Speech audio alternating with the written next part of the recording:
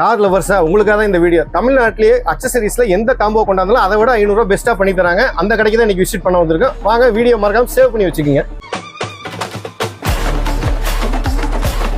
காருக்கு தேவையான Android set Diamond Excite 360 model Diamond, CarPlay, Aeroplay, Carbon, OnePlus, all type of Android system low பட்ஜெட்லேருந்து high budget வரைக்கும் இருக்கு.